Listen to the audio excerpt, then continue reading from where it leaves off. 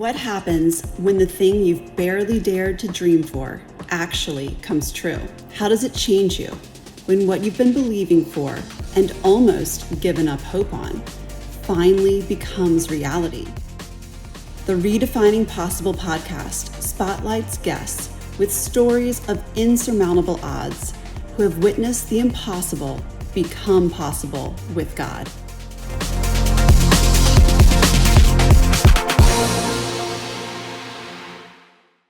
Hi, welcome to Redefining Possible. I'm your host, Peyton Hoffman, and I have a very special episode for us today. Today, I'm joined by Karen and Jim Covell. Karen, as you may or may not know, is the founder of Hollywood Prayer Network, and her amazing husband, Jim. They have been industry veterans for years. I'm the trophy husband. You are the trophy husband. Welcome. I was going to say you've been working in music forever, but I like trophy husband as well. Yes, I am a composer as well, so and a trophy husband. It's a two-fisted thing. It's a dual effort. I love it. Well, thank you. Bivocational. Bivocational. You never have enough. I love it. Well, thank you both so much for joining us today.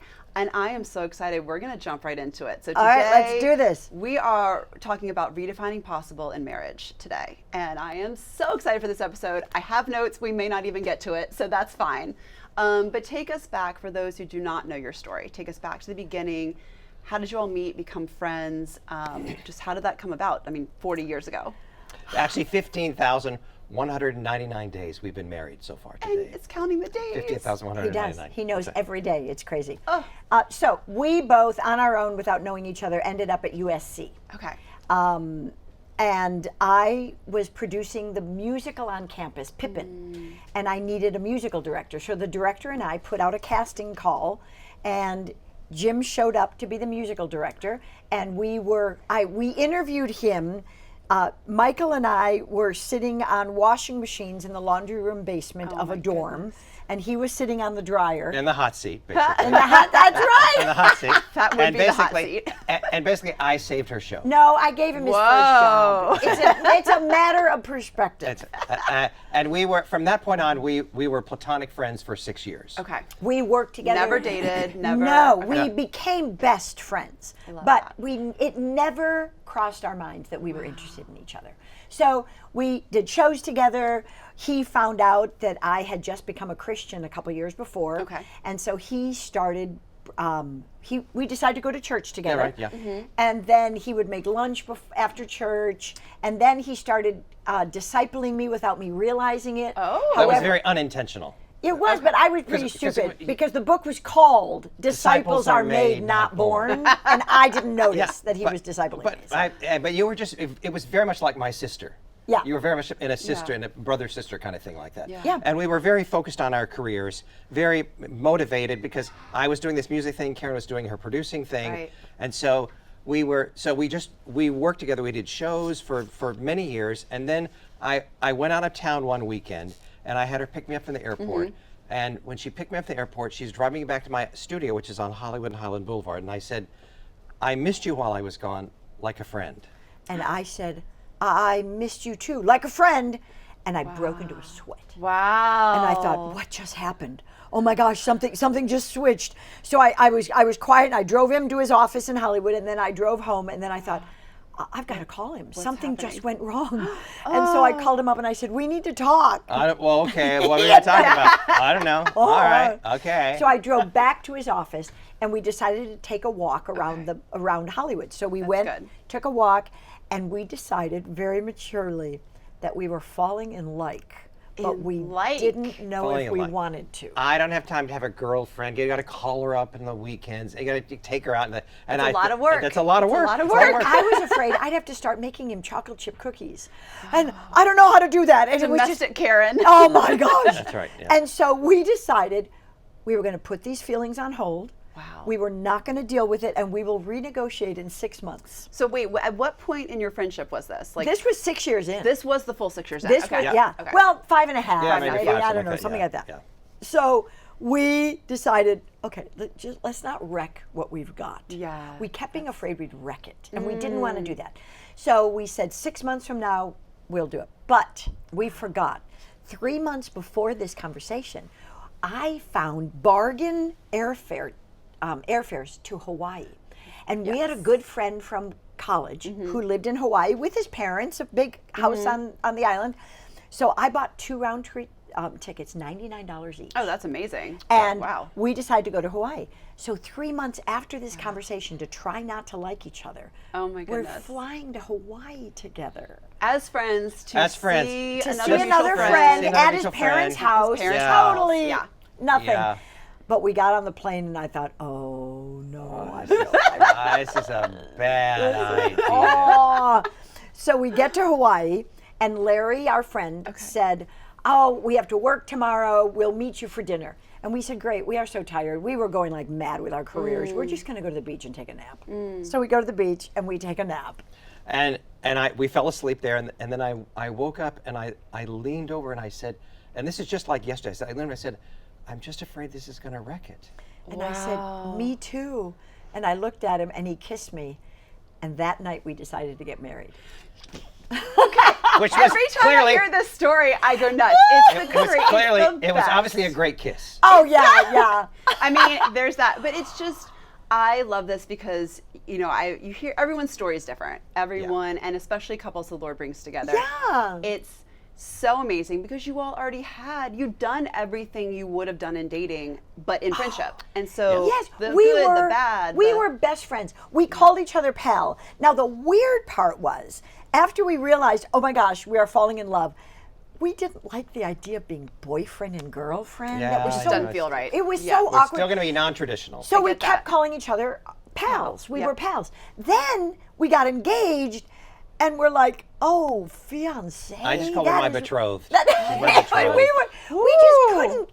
we couldn't get into these formal Names and titles, So yeah. we just kept calling each other pal. Now we've been married over 41 years, Yep. and we still call each other pal. And I just want people to know that this, you know, the last time I had you on just to talk about Hollywood Prayer Network individually, you said, you know, I'm married to my best pal. And it just, I love that you all still, almost 42 years later, still say it. And it's amazing. I think that's so beautiful and such an incredible foundation that the Lord gave both of you for your marriage, for ministry. I mean, did you? It's miraculous. You were It's- doing entertainment careers at the time. Oh yeah, Okay. I graduated in producing. He graduated in music composition. We both went straight into it, and we've been doing it ever since. And we found we're each other's best cheerleaders. We talk through everything. We just love living life together. It's just really fun. That's so amazing. Now, was there a moment in the early days when it kind of looked impossible? It kind of looked like maybe this isn't going to turn. Yes. Okay. or- So we came back from Hawaii, and so we're on this track. But then there was a couple things that came up. that The first one, we're on our honeymoon, and Jim was in a business with a close friend of his. They had this music business going. Okay, now I want to go back before that. Oh, okay. Before we get to honeymoon, because there's the Disney job, and then Oh, that before there's that, okay. 3 days where you All right, where so you Jim, go away. you tell that. You tell the first Yeah. one, and then I'll have you Okay. tell the honeymoon Okay. one. Well, okay. So when we came back, there was Karen From had Hawaii. from Hawaii Okay. after the kiss that didn't wreck It it. turned into an engagement. That turned Yes. into Rebecca. Karen had an opportunity to go to Disney. I got in an Florida. offer to be a producer on a live show at Disney World. Wow. Yeah, and she said, "Should we have this long-term relationship?" And I said, "I don't really believe in long-term." long distance. Long-distance relationship. Okay. Yeah, long distance. So we said, "No, I don't think that's going to work." And I had to go, do I want to pursue this with him? Or do I want to take this great job at Disney World, which I was so excited about, producing a live show. I came out of theater. This was like the dream job It for looked me. like the dream job. And you guys were both in LA, so let's clarify that. Yeah, You're yeah, in yeah. California. We're both in LA, yeah. And he was going nowhere because his career was in LA. So that there's no way he was could definitely gonna pursue be here. work in Florida. And I had to make a decision, and I literally decided I turned down the job. Now, I know you, so I know you prayed about this. I did. And tell me, you know, where Because I finally decided, you know what, this is a great job, but I don't know how long it's going to last. Right. I don't know where it's going to lead me. This, I don't want to lose. Yeah. This is my best friend, and I don't want to end it because it's so good. Yep. And I knew that we were like-minded. I knew that we looked at our careers in Hollywood as something we'd do together. And I thought, if I give that up, and at first I was kind of annoyed. I thought he would just say, whatever you want, I'll be supportive. And it kind of jarred me. But then I realized he's taking this relationship seriously. Yes, And he is not going to go, oh, just whatever.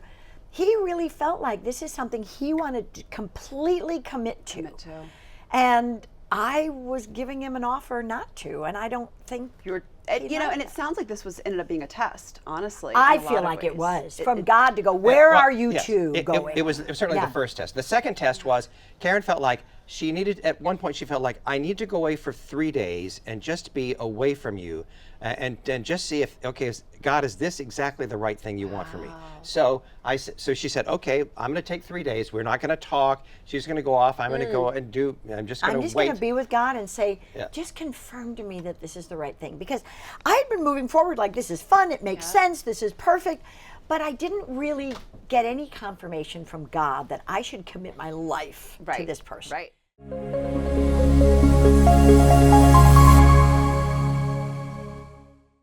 But I didn't really get any confirmation from God that I should commit my life to this person. Right. So I said, I want 3 days. I want to just be with God. I want to just let him tell me what he thinks is best. Now, Jim, was that scary for you to hear, or was that? I was very committed. I mean, I was pretty much all in, but I thought, okay, I'm going to let her walk this journey and see what the response is. And so I came back to her after those 3 days. And I came back to you after those 3 days. I said, so what did God say? Because I'm thinking like, yes, he said yes, yes, yes. And I God looked at him and I said, he said nothing. I got nothing out of the weekend. So this is what I'm thinking. Ooh. If he didn't say no. Right. He didn't wave any flags, trouble, Right. maybe he wants me to make the choice so that this is my decision, my committed choice. And I said, I've thought about it and I don't want to date again. Yeah. I don't want to spend my life with anybody else. You're my best friend. And I love you. And so maybe I need to make the choice. And so I've made the decision. Yes, let's do this. And I said, yes, I'll be your consolation prize. Oh, you did not. But okay, well, there's nobody else, so I guess you'll do it. I love that you took this time away, though, because, like you said, it's something you knew you wanted, but you're also like, Lord, are you on this? And then what did you do during those 3 days? Were you praying during those 3 days, too? Or you were just like, I'm going to wait till she comes back? You were in the belly of the whale, you told me. As Jonah was in the belly of the whale, there I was, wandering around the bottom of the ocean. Just waiting Just for spit God to me up get out. so Karen can tell me yay or nay. In fact, he sometimes gets so into that when we tell the story. I'm like, excuse me, this is my story, not your story. that. Okay. It's your story together. It is our story. It says Lazarus was in the grave for 3 days. There I was. Then I came out and the cloths fell off. Oh, she likes me. So This is after, let's make sure people understand, this is after you said yes to the proposal. So then you were like, wait, time out. Was this after the proposal? Okay, no. Because we didn't even propose that night.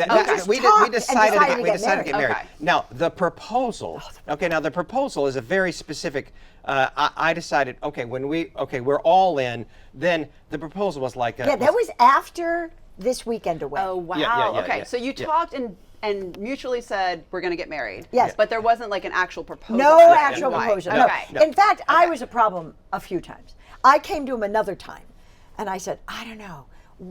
We have to decide what happens. What if we change down the line? What are we going to do? Meaning like your personality our or who you are, what you want? Our faith, our work. Yeah. I mean, I was just trying to think of every possible scenario.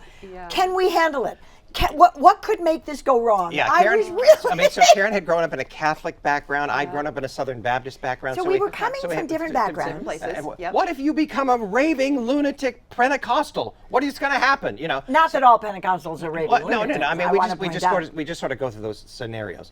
But when we decided, okay, yes, we're proposing. It was like 6 months before we got married. The proposal was like, I took her back to the basement of the dorm room that we met at USC. Yes, he brought me to 6 key places in our 6-year relationship. Yes. Oh my goodness! And one from one to the other, and it was a full day proposal. He asked me 7 times to marry you. And I said yes. So at 77 each place, times. did he ask you to marry him? Each Oh place. my goodness. Then Okay. on the way back to my apartment to change for dinner, because he had all these plans for dinner as well, I walk in. He said, "Why don't you check your mail?" I checked my mailbox. There was a telegram from him asking if I would marry him. I mean, he thought Yeah. of And then I called her father. everything. Jim, you're setting the bar really I know. high for all the men. Then you called my I dad. called her dad. Her dad said, "Well, if you can afford her, great." Okay. He said, "You can have her." And then, and at the very end, we went to dinner at the Bonovich Hotel. Then we came back. Then I had written her a song. He and wrote so me a song. I wrote her a song. and so- It was the first song he's written me, and every year since then, he's written me a song. On your anniversary or on It turned to be my birthday song. Yeah, your birthday song? Yeah, Okay. it turned to be. I that love song, that. he played at our wedding. Yeah. Then my first birthday, he wrote me a song, and then every birthday after that. Wow. So she has 42 songs. birthday songs. That is amazing. I love the intentionality of, I mean, obviously the proposal should be intentional, but I Yeah. love the intentionality of the whole day and The of the whole remembrance. day. Oh And my the- gosh. it And was the so- remembrance of like every year. everything that meant something to Because- us, he went there. And then we remembered that. Wow. And then he went to our favorite place that we had found. Was that the first time we had gone there, or it became our favorite place? The Paradise Cove. Had we been there before? Oh, It's our favorite restaurant now in Okay, yeah, Malibu. so- But it was an amazing day. Oh It was an my amazing gosh, day. This is incredible. Now, there was a story you said during the honeymoon. So you fast forward, and it was about 6 months later, you guys got married. I have another wild story before we got married. Okay, all right. Okay. Yeah, all right. We were visiting Jim's family. Yes. And I came from a home where my mom and dad had a difficult marriage. Right. They stayed married. Right. But it was, and I never knew it was difficult. I thought it was fine. Oh, but wow. they had great strain. And one of the strains in their marriage was that my dad's sister was jealous of my mother Ooh, and caused that's hard. a lot of That's stress in their marriage. And my dad, to keep the peace, would side with his sister instead of my mother. And it was Yeah, not good. that's really hard. It's not good. You cannot put your family over your wife. You just can't do it. Well, that becomes your new family. It does. So and you that's- gotta you gotta walk away, cleave to your wife, leave your old family, you know. So I watched this growing up. And we didn't talk about it or anything. But we were at Jim's house when we were engaged. This was Okay. after the engagement. And I walked into the living room, and his sister, who's close to our age, was in the living room crying. Wow. And I looked at her and I sat down and I said, Connie, what's wrong? And she was telling me, I don't even remember what it was. Something really upset her. So we're talking about it, and I'm like getting mad at someone who hurt her. Wow. And I am, looking at her like this. Jim walks in, looks at the situation, and turns to me and says, "What did you do to her?" Oh, you thought it was something that Karen I done thought to upset her. somehow I mistakenly, in a very stupid moment, thought, "Oh, She's how did hurting you, my How sister." did you make my sister upset or something?" Well, without even realizing it, I just clicked right into, he's choosing his sister over me. You went back to that place. I went back to that place family with my tree. parents. Subconsciously, probably. Yeah, totally subconsciously. yeah. I just knew this is not going to work. If Yeah. you're going to pick your family over Yeah. me, so I lost it, and I said, It was "We like are- this. We are going outside. We are going outside," and we get in the car and we start driving, and I said, "You will never pick your family over me. If you do, this is over right now." And I just lost it.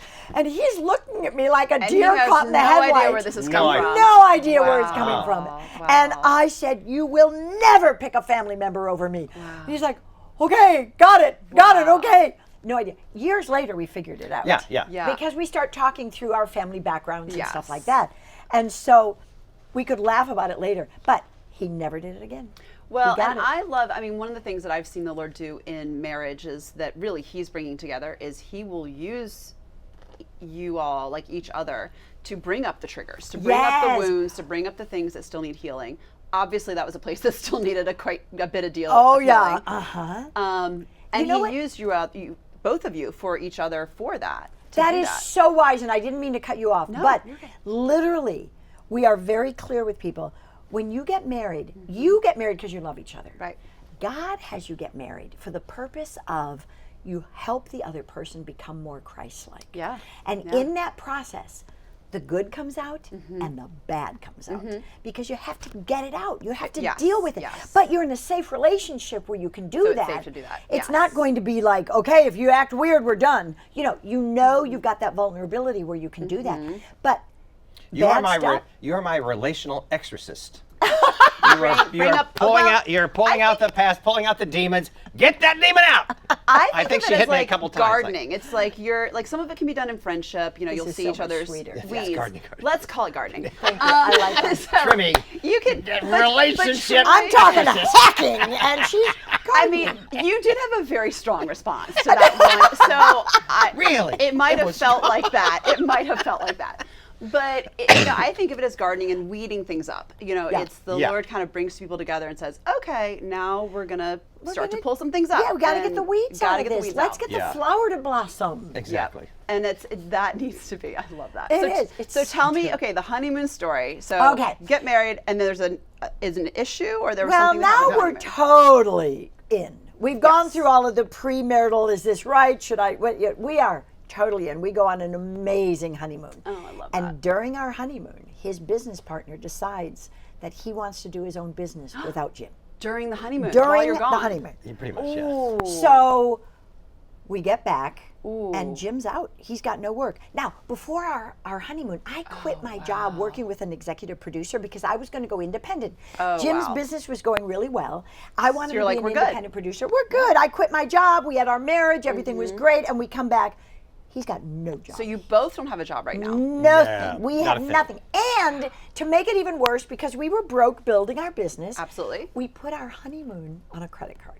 Oh goodness. So we come back, we have no work, we have no income, and we have a honeymoon on a credit card. But that credit card is almost paid off.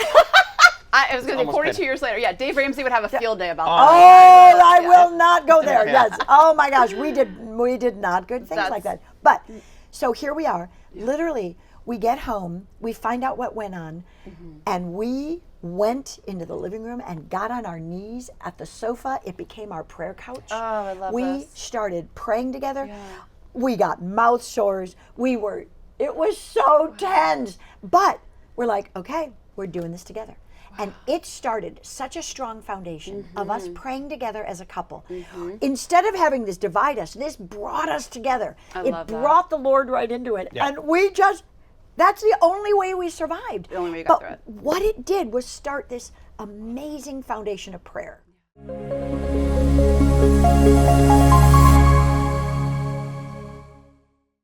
That's the only way we survived. The only way you got But through it. what it did was start this amazing foundation of prayer. Yeah. And we have prayed together every single day. Except Every day. One trip to Russia. When Karen was smuggling Right, Bibles because into... you guys I couldn't. I remember Yeah. hearing Yeah. about But that. other than that, we do it on the phone, if I'm traveling, if Yeah. he's away, every day, because love that. the broken business got us to do something I would never give up. Never give up. He started his own business. He's had it ever since. And we have prayed together ever since. So God turned it into good. Turned it into good. You know? Would you have started your own business? I mean, if this hadn't happened? Well, I don't know. Yeah, I don't know. You don't know. But it was going great as a partnership. It was going right? great. I was on a great track, but don't then it think was you just thought like, of that. it was like okay, well, I'm guessing I'm going to go over here. So I don't think you ever thought about starting your own business. I think you felt Not- like you did because Yeah. the two of you together Yes, started your yes, business. yeah, yeah. And I think that could have gone forever if it worked. But it would have ended up not giving you the freedom of what Right, sure. of what he Of does what now. you're Yeah, doing you now. derailed, yeah, Right. sure, yeah. Now tell me, okay, so you had this incredible foundation of friendship. You had this amazing, there were some moments where you were like, Lord, I need you to confirm this. You came into this immediately after the honeymoon, kind of sucker punched with, okay, you're both out of a job, you're both out of work. And that ended up becoming the thing that really, it sounds like, solidified this, what's become a tradition of praying together every day, building this foundation of prayer every day. What, for those who are listening and might be like, oh, it sounds like they had it easy. It sounds like things just were like wonderful. It is wonderful, but we were lucky in love. Yeah, right. yeah. So I mean, some couples have difficulties internally, and some couples have external difficulties. We had only external difficulties. I love that. We had no, you know. Internally, we have had an amazing bond in our relationship, but we've had a lot of stuff from the outside come in, and we've just had to deal with it. And we deal with it together, knowing we need each other. It brings us closer together. I mean, I don't even know where to start. First of all, there's amazing spiritual battle in Hollywood. Yes. It's just the way it is. There is amazing tension between being a Christian and being an industry professional. That's just another thing. We've had scary health issues. We've had family issues. We've had brokenness with relationships. We've had, we were so broke for so long. We've had financial issues. Things, We've had house issues. I mean, all kinds of, we've had life. Yeah. We've just had life. And we don't expect it to be easy. But what we do have is a commitment that we're going through it all together. I love that. And that's what, I can go through anything with him. And we have. Yeah, pretty much. And you all truly are a team. I think that's the thing that really, Yeah. people that are listening, people that are watching that haven't had the joy that I've had of knowing both of you for several years and seeing you just do life together. You are a team in every sense of that word. And I think that's really, like you said, you're able to face things together. Yeah. You know, how did this, even just stepping into marriage, how has your marriage, looking back on 41 plus years, how has this really redefined your faith in the Lord? Oh, it's. Let me talk about how I think this is how the redefining or the defining came about. We realized we were a team. Actually, I was an immovable object meeting an unstoppable force. Okay, so that's also the Batman and the Joker. Okay, so but for us, at one point, our children are about this small, and we were just being pulled in every kind of different direction. Wow. And we said, okay, we need to formulate why is it that we're here? Why did God bring Jim and Karen together? And when we do premarital counseling, this is one of the key components that we come up with after praying together every day. Why are you here? Why did God bring you together? And so for us, we realized, okay, there's three things. We call it a mission statement for our marriage. Oh, I love this. And we challenge young people to get a mission statement for your marriage. That has nothing to do with your work. It ties into it. It has nothing to do with your children. When you have children, they tie into it. Right. But it's God's purpose for us as a couple. So can I ask, what is your mission statement? Three for things. Okay. Three things. First off, everything that we do has to be engaged in prayer. So praying together. We started a prayer group in the industry. Karen started the prayer network. So prayer is is component number one. Yes, I love Second that. component is how do we make our faith relevant in the industry? So we started a class called How to Talk About Jesus Without Freaking Out. Love that. We've taught that class for 35 years now. And that's It's like a 6-week class twice a year that we bring industry professionals into our house and talk about how do we be more effective as Christians. We don't want to make people believe something. We want to love people. We want to serve people. and we specific to entertainment. specific to Yes, entertainment very in this specific. mission field. Yeah. And thirdly, just to tell the world out there that this is the world's most influential marketplace. What happens here affects the entire rest of the world. And influential mission field, that we need to look at this place. God put us here not only to use our gifts and talents, but to reach people who may never have experienced the love of God before. And so we love to tell people on the outside, stop hating this place. Pray for this place. Love the people here. God sends people all across the world. He didn't leave out Hollywood. No. So stop thinking it's Sodom and Gomorrah. Look at it as Nineveh. It can be redeemed. And the two of us have this specific passion to do that together. So we speak places. Yes. So those three things are like, okay. That defines our mission statement. Now, our children intersected with that because our younger son was an actor. Our older son is a director, a writer. So, we took them when we went to auditions. We prayed before our auditions. Our work intersected with that. Obviously, I worked with the London Symphony. I gave a copy of the book called Spiritual Lives of the Great Composers, and I gave this to everyone in the London Symphony. Oh my goodness. So our faith intersects with our mission statement and some of our work and some of our children. But because we have that, we know what to say yes to and what to say no to.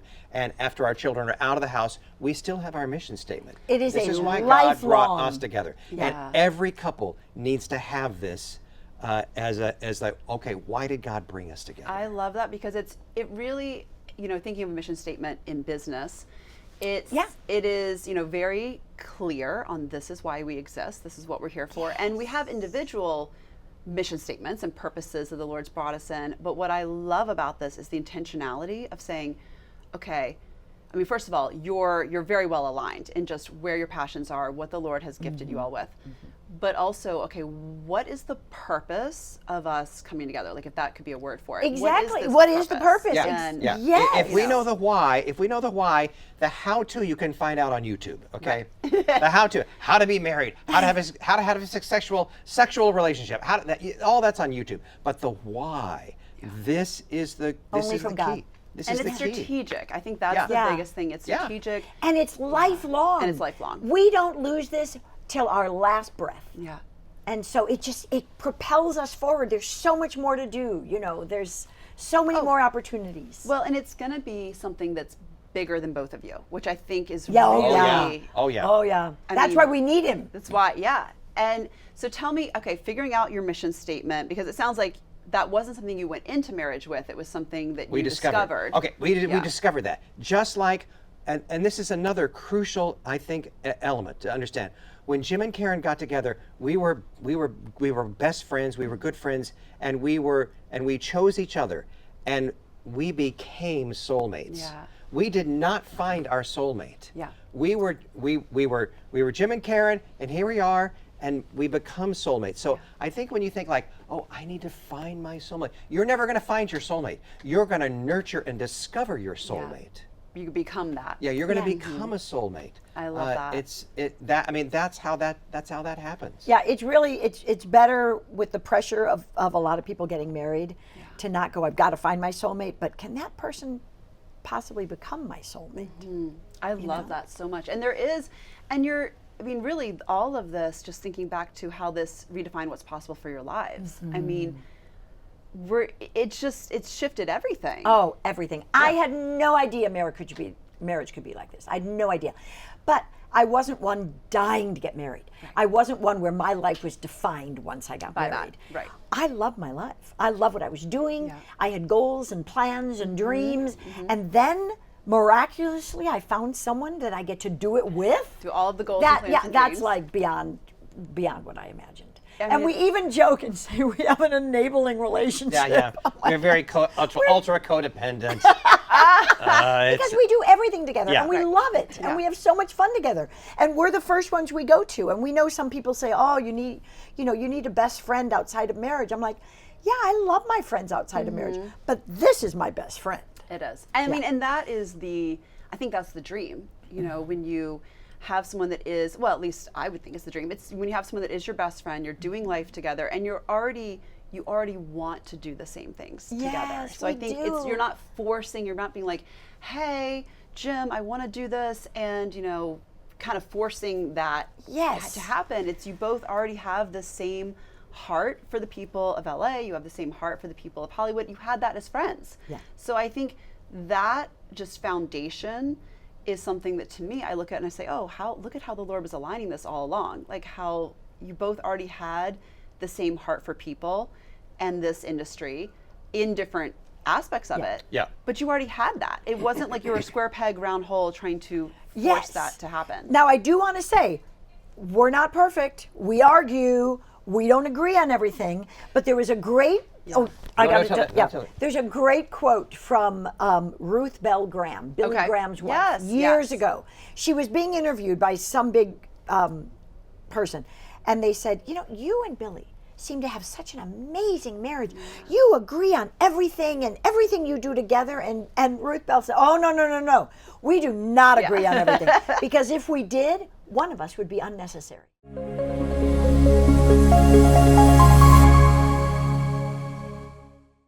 Because if we did, one of us would be unnecessary. Well, that's what I was just going to say. It's I am Mr. Unnecessary. No, you are not. But there's safety with your best friend. Yes. There's safety in not agreeing. There's safety in saying, hey, I see it this way. I know you see it this way.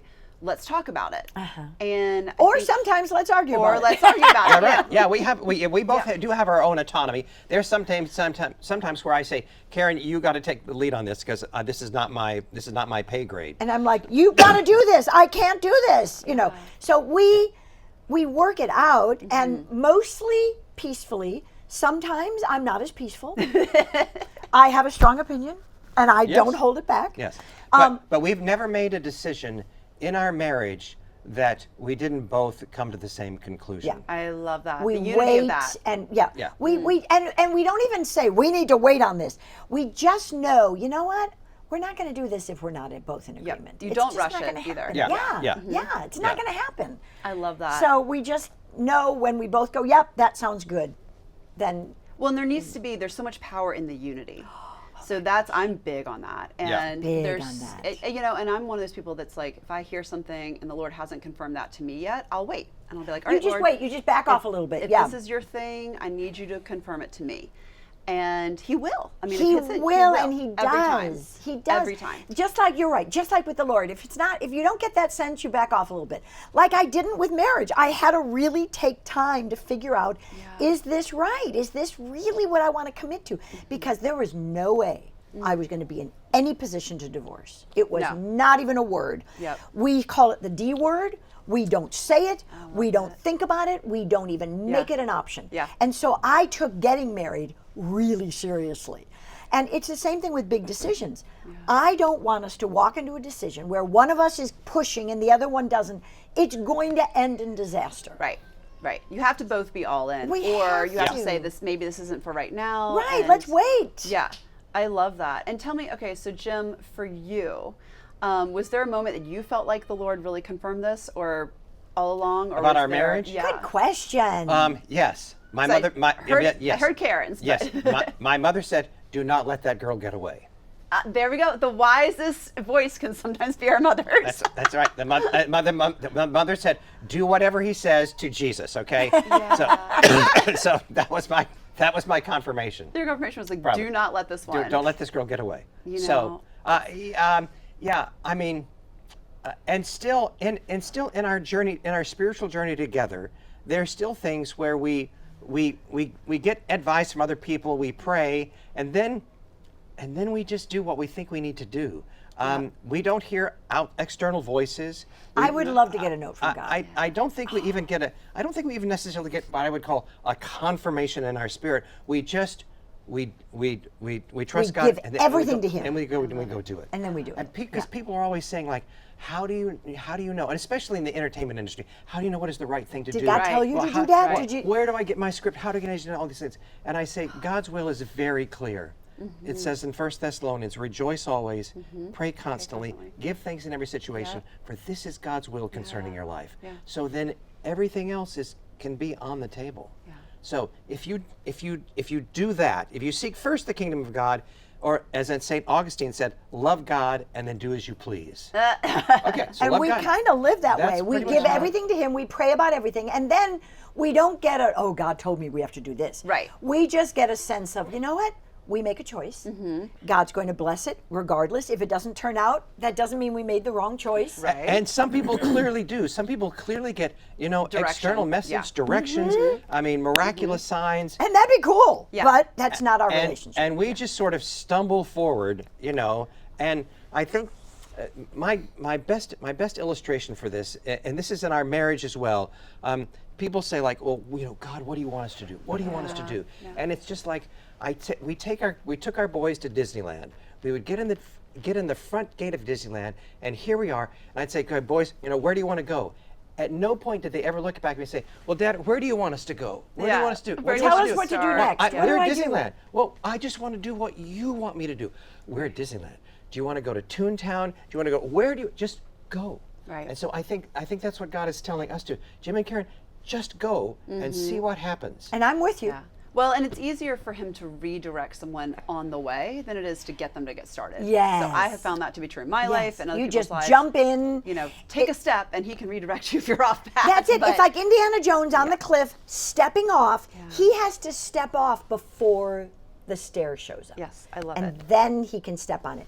And I feel like that with our life. We give Him everything, and we step out in faith. I love And it. then He's there. Or in our marriage also, Jesus has just done a big miracle. He's fed the 5,000. And then he says, okay, Jim and Karen, get in the boat, and I'm going to meet you on the other side. Yes. And we get in that boat, and the there's a boat storm. is a giant storm. There's and a Jesus storm. knows full well he is sending us into the storm. Yep. And what we realized is the storm doesn't mean it was a bad choice. No. The storm means he's in this with us. We learn from it, we grow from it, and we keep going. I said, Jesus, you were supposed to wait to tell me 2 hours and then leave. Why are you making it hard? Why did you send me out into Why is this a struggle? That's Why- right. Yeah. No, I love it. Okay, so you all have a book that's going to be coming out in next year. Next so we're in year, yeah. 2025 and 2026. There is a book. Can we share the title? Can we talk a little bit Sure. about it? Okay. We, for years, people have said, you should write a marriage book. And we're like, no, we don't know how to tell people how to be married. We're not doing any how-to book about marriage. Believe me, this is our journey. That's all. right. So suddenly, Jim got an inspiration. He said, We were actually doing a premarital counseling session. that's right. And I said, I think we need to put our story together. And I said, it's Confessions of a Hollywood Marriage. I love it. And then I the love it. byline is, it's a long-term marriage if you make it to the reception. This is that is Because true. marriage That's in fair Hollywood, for Hollywood. is hard. And so we thought, okay, we've made it so far, 41 years. We've raised 2 amazing children. We've always had Jesus in the home. Why don't we just tell our stories? Tell our struggles, tell our joys, tell the silly things that happen. And then maybe if God can use it to help people say, oh, it's possible. Yes. That's all we want. We want people to Yes. know it's possible. We know too many young people who come to Hollywood and they think they're committed for life here. Wow. And then suddenly they get married and they're like, oh, this is harder than I thought. And how do I raise kids in LA? And so they leave. And we think, oh my gosh, keep the vision. Right.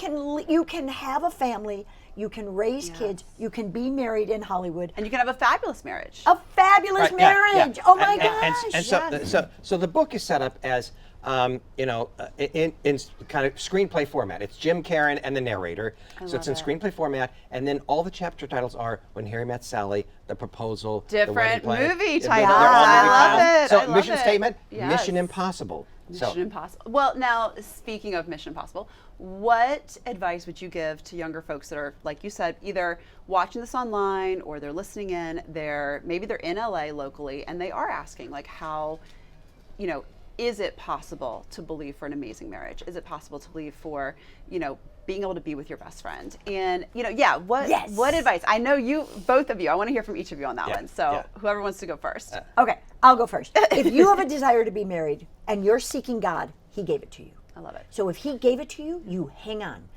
It's not always our timing. It's not always in our calendar, but it's from Him. And so we have to hang on and we have to thank Him that He gave it to us. Thank Him He's going to fulfill it. Thank Him for who that person is. Ask Him to make us the best we can be in the process. That's a great point. That's a great point. And not focus on who that person is, but focus on who this person is. And then pray every day. Prayer is our connection with God, and it's our foundation for getting through life. Love that. I would say focus on being Mr. Right. If you focus on being Mr. Right, focus on being Mr. Right, and then Mrs. Right will come along. Because if you're just out there looking for Mrs. Right, man, women have a radar up there, and they say, like, this guy is not right. He is not right. Something's is off. not ready. Something is off. So, especially for men, I say, just focus on doing what God wants you to do. Trust Him. Lean not on your own understanding, and then also, especially in the dating world, I say, okay, guys, just try to make this experience. If it's a coffee date, try to make it as a positive experience for the other person as possible. I love that. That's a great piece of At the advice. end, pray for her or give her a scripture or do something like that, so that then she'll continue on, because it's so discouraging out there. So, and if you can encourage a person to go on one more date. It's usually when you get in the dating world, it's like, I went on 14 dates and I just can't do another one. But if you were encouraged by the last date, you might go on date number 15, and when you go on date number 15, That could that's be the when you one. meet the person. It could be. Don't Yeah. give up too soon. I love it. Yeah. I love But it. make it so that if the date didn't work out, it's okay. Yeah. You still are in That's the great. Make presence. it positive. You're in the Yes. presence of another person that God created. Yeah. And that's a beautiful, beautiful experience. So treat that person as a divine miracle, and then try to nurture that. And then I think that makes the whole system at least a little better. Just more fun. I love it. Well, I have loved having both of you today. This has been the most incredible joy. You have so much wisdom. I was telling both of you ahead of time, I think we need to do an entire Redefining Possible series. This may have to be an entire offshoot of what we do here. But yeah, thank you so much for being here. Thank you for having us. Yes, it's been amazing. Thank you all for joining in today. I'm Peyton Hoffman, your host here on Redefining Possible. Cannot wait for you to join us next time.